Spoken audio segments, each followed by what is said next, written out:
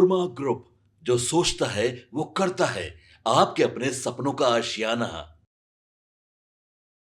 सारण में 10 सीटें हैं। अगर हम लालू का गढ़, बिल्कुल राबड़ी का गढ़। बात करें तो 10 सीटों में से कहीं ना कहीं 7 सीटों पर महागठबंधन की जो है मजबूती दिखाई पड़ रही है और 3 सीटों पर गठबंधन की। लेकिन इस बार का क्या कुछ माहौल लग रहा है बाबा? देखिए, इस बार धूमल सिंह को उतार करके कहीं ना कहीं एकमा में एक गेम करने की कोशिश जेडीयू ने किया है और धूमल सिंह काफी वहां से मजबूत उम्मीदवार है। वहीं दूसरी तरफ रणधीर सिंह को अपने पक्ष में ला करके जेडीयू ने कहीं ना कहीं एक और गेम किया। 10 में से 7 सीटें जीती हुई हैं महागठबंधन की। ये भी मतलब सिवान के बाद ये भी वो जमीन है जिसे बचाना बहुत जरूरी है। अगर नंबर मजबूत रखने हैं, सरकार बनानी है, तेजस्वी मुख्यमंत्री बनना है, तो ये 10 की 10 सीटें आपको जीतनी होंगी, एक भी दाएं बाएं नहीं। तो वह आपने एकमा की बात जी, एकमा में बहुत बड़ा गेम हुआ है। यादव जीते थे, सीता देवी यहाँ से जदयू की हारी थी, 13,000 का मतांतर था। यह धूमल सिंह को द्वारा गया। धूमल सिंह काफी बड़ी हस्ती है और धूमल सिंह को उतार करके नीतीश कुमार ने गेम चेंज किया। तो वहीं रणधीर को उतारा है मांझी से, वो भी एक बड़ा गेम किया है।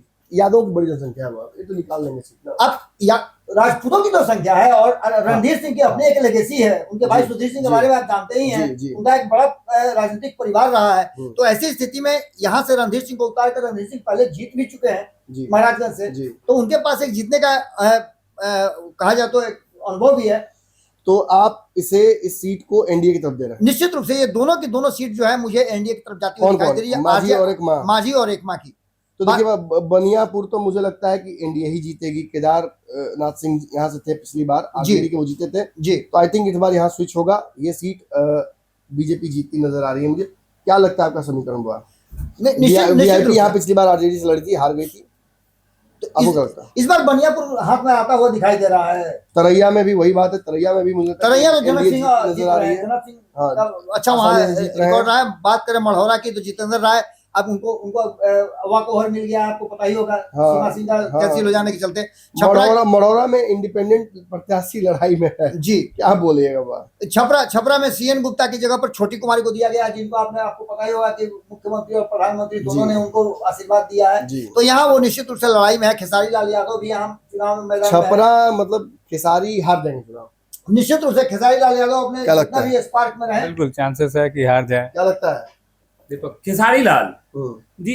सर मैं जो देख पा रहा हूँ, मुझे कहीं ना कहीं लग रहा है कि छोटी कुमारी भी जो है उनको कमजोर ना समझा जाए, वो भी अभी अपनी जो मजबूत पक्ष है वो रख रही हैं। लेकिन सर खेसारी लाल को भी नकारा नहीं जा सकता है। पावर है, ललटेन पावर है, बिल्कुल। और जिस तरीके से खेसारी लाल कह रहे हैं कि ललटेन और लेड बल्ब की लड़ाई है जी, और सर खेसारी लाल जिस तरीके से वादा कर रहे हैं, दावा कर रहे हैं कि मैं आऊंगा तो युवाओं की बात करूंगा। मैं बताता हूँ, खेसारी लाल यादव अगर देख रहे होंगे वीडियो तो समझ लें, 2 बयान, उनके दोनों बयान ने बड़ा नुकसान किया है उनको। और दोनों बयान कौन से हैं वो जानते हैं। एक राम मंदिर को लेकर, इसको लेकर सेंटिमेंटल वहाँ हिंदुत्व में हुआ है, यादव भी उससे बहुत नाराज है। दूसरा, उन्होंने अपनी पत्नी को लेकर पता नहीं क्या बयान दिया, वो समझ में ही किसी को नहीं जी जी, और उसको लेकर बड़ा कंफ्यूजिंग हो गया। और फिर हम नहीं लड़ना चाहते थे, हमको लड़ना चाहते थे, और फिर शायद उनकी पत्नी होती तो एक मामला दूसरा।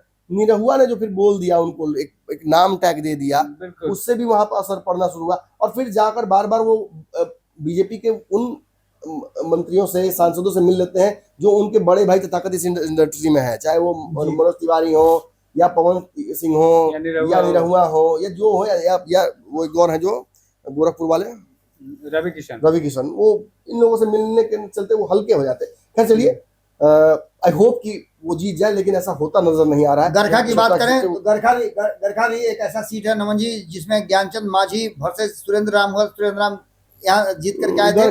सीमांत मृणाल जो है यहाँ से गरखा में महागठबंधन बहुत आगे है जी, लेकिन सीमांत मृणाल ने यहाँ पर तैयारी अंतिम समय में हुआ है, उनकी तैयारी कहीं और थी जी, वो अलौली से तैयारी कर रहे थे, अंतिम समय में आए।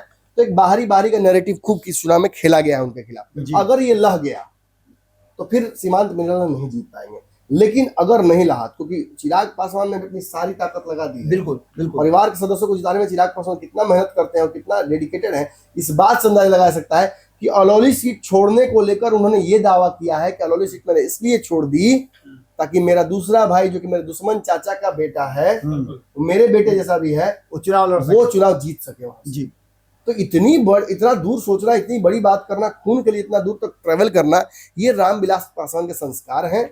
और ये चिराग पासवान को चुनाव से पहले ही बहुत आगे पहुंचा देता है। मैंने सेल्फलेस कहा था ना जी, वो देखिएगा, याद रखिए, वो टिक जाएगा उनके साथ नाम। निश्चित रूप से अमनौर की बात करें तो यहाँ भी कोई बहुत बड़ी लड़ाई नहीं है, मंत्री लड़ रहे हैं और एनडीए मंटू, इसमें कोई दिक्कत नहीं। छोटे लाल राय लौट करके आए हैं, मंटू लड़ रहे हैं। मंटू ने अपना एक ग्राफ पिछले साल भर में बहुत ऊंचा कर लिया, बहुत ऊंचा कर लिया। उनको मंत्री मतलब किसी ने बनाया नहीं है, वो खुद बन गए। जी बिल्कुल बिल्कुल बिल्कुल, लड़कर मंत्री बन गए हैं। छोटे लाल राय आरजेडी से जीते थे, इस बार जेडीयू से लड़ रहे हैं, उनको सिंबल मिल गया है, तो यहाँ भी बहुत बड़ी लड़ाई नहीं। लेकिन हालांकि करिश्मा राय को उतार करके आरजेडी ने खेल जरूर किया है। हाँ, तो यहाँ की लड़ाई एक दिलचस्प मोड़ पे नजर आ रही है। बिल्कुल। देखिए, पिछली बार चंद्रिका राय को लड़ाया गया था, रिजल्ट पक्ष में नहीं आया था।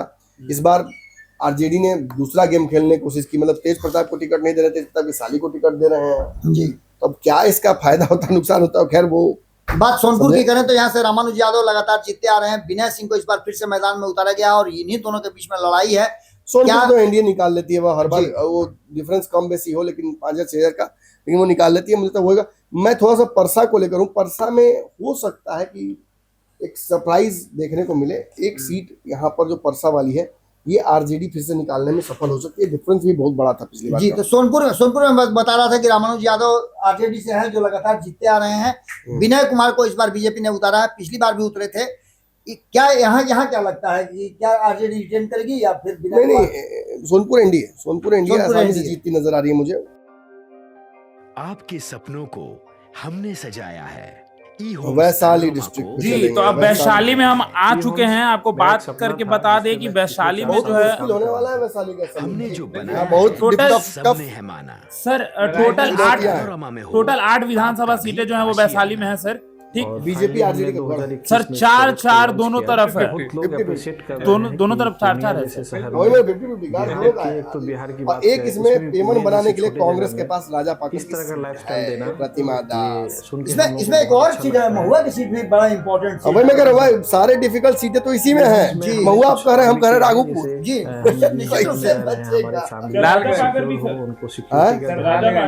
लालगंज, राजा पाकर, कैसे भूलिएगा, प्रदेश अध्यक्ष लड़ रहे हैं उमेश कुशवाहा। खास है। चलिए तो अब इस पे बात करते हैं। अवधेश सिंह हाजीपुर से हैं बाबा जी, बीजेपी से जीते हुए हैं, बहुत कम मार्जिन से 3,000 वोट से हार जीत हुई थी।